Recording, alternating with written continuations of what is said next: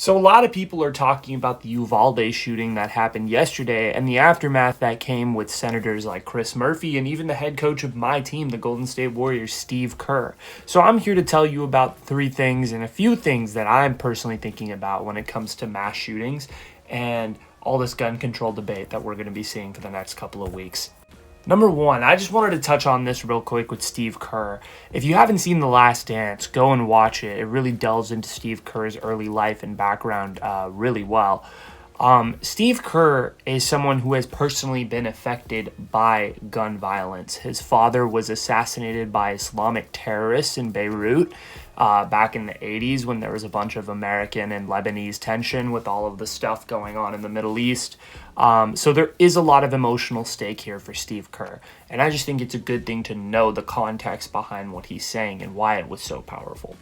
The second thing I wanted to address was the bill that Kerr brought up in his press conference diatribe. It's called HR 8, and it's a bill that basically discusses universal background checks for all gun owners. Basically, this came into play back in 2019 when Representative Mike Thompson signed this bill and brought it into the conversation. It passed the House, but it was left on the Senate floor due to the fact that it probably wouldn't have passed at that point. I would be curious to see if it would pass now. That being said, is there going to be enough momentum to bring this bill to the floor and pass it? That is something we'll have to see.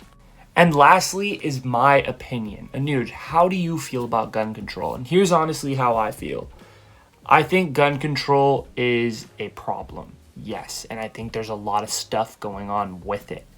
But I think the one thing that we need to address, and I think every single one of us can address as a human being, is mental health. Because the root of gun violence in this country is mental health issues for the most part.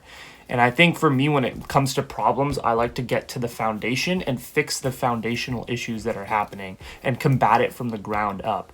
I don't know exactly what the solution is, but I know the root of the problem, and I think we got to start there.